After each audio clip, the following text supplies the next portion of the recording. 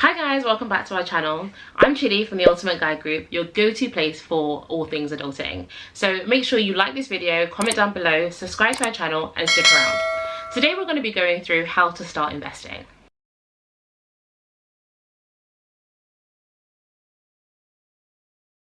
So you may have all heard these sayings like make your money work for you, make money while you sleep, you have to start investing, compound interest is the 8th wonder in the world. And there's so much out there, but some of you may be thinking, but how do you actually start investing? Don't worry, we've got you. Putting your money that you've earned into a vehicle in the hope that it will provide you some sort of return, i.e. increased income, increased capital, increased money on the investment that you put in initially. Investing is super important because you cannot save, you cannot coupon your way to wealth. And there was a fantastic point that the Budgetnista had put together in one of her podcasts. I can't remember which one it was, but essentially it was this mantra which said that you save so that you can invest.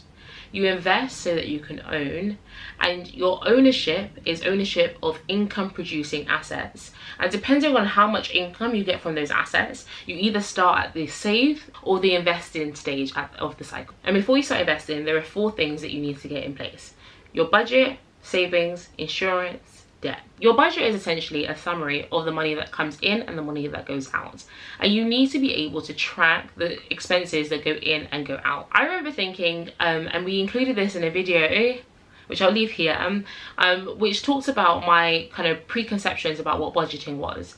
It wasn't, I was thinking that being on a budget meant that you were like, you know, couponing and trying to save and trying to be really frugal, but in essence it is just being able to track how money is coming in and how money is going out.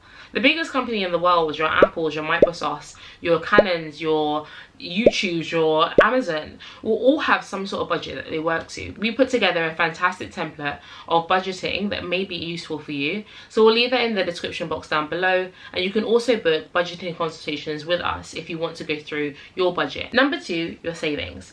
You want to make sure that you have some sort of emergency savings in case the worst happens. March 2020 threw us all through a loop. If you lost your primary source of income, how long will it take you to be able to replace that primary source of income? That length of time is how much you should have in your emergency savings.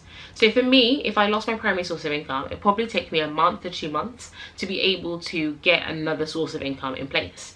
And so for that reason, I have 1 to 2 months worth of emergency savings.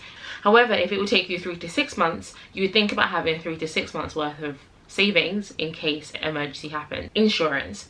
So if you haven't yet followed us on Instagram, you should. Don't worry, we'll wait. On our Instagram page, we went through so many different posts as to the various different insurance products that you want to have as an adult. You want to make sure that you and your loved ones have life insurance, critical illness cover, and there's some other insurance products that you may want to think about, like medical, dental, income protection. And like I said, we have some really great posts on our page which summarize all the different insurance products that are out there. And then last but not least, before you actually get started in investing, debt. Make sure you get rid of any high interest debt, and that's debt that has an interest rate of over 8%. Pay that down now.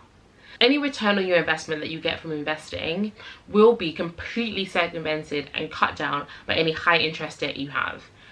Once you've done all of that, you're finally in a place to start investing. 3 main things that you should look at when it is that you're actually starting to invest. Firstly, the amount. How much can you spare per month to be able to invest? It doesn't need to be a lot, it can be £5 to £10, but you also want to make sure that you're looking at the fees if your investment amount is small, so that you are just putting the £5 or £10 into an account until you have a sizable amount, so perhaps £100 or £500, which you can then invest into the various different investment vehicles, and we'll talk about that a bit later. Even if you start small, it's important that you start the habit and try your best to max out the ISA allowance per year, which is currently £20,000. Number 2, think about the vehicle that you will invest in. We've said, and we've got, again, if you haven't yet followed us on Instagram, make sure you are, but we have a number of different posts which talk about pensions. Pensions are one of the most tax efficient ways of investing, and we'll leave this post here so you can go and check it out and understand why pensions are your best bet and your first port of call when it comes to investing. And then when you look at vehicles, other things that you may want to look at. So if you're looking to invest in stocks and shares, you may may want to invest in a stocks and shares ISA. If you're looking to invest in property, you may want to invest via a company. And we have various different posts looking at both of those different options. And if you want some things on YouTube or on Instagram, I would suggest that you check out Stocklist Global and also Finance Matters on Instagram. They provide some really great information as it relates to picking up stocks and also investing. And the last thing that we would suggest that you look at is the asset. What exactly are you looking to invest in, and it being an income producing asset? So that can be crypto, NFTs, property, businesses, stocks, shares, bonds, and most importantly, yourself. Ultimately, whenever it is that you're investing, you want to remember your end goal. Are you looking to invest so that you can retire? Are you looking to invest so that you can provide for your children and your loved ones? Are you looking to invest so that you can put a certain amount of money into a business? Are you looking to invest to acquire an asset? So you're driven by your end goal and you're not moved so much by what is available in the market. And that's it. Thanks guys so much for watching. Make sure you like this video, subscribe to our channel, comment down below the things that you considered before you started investing, and we'll see you next time. Thanks so much guys. Bye.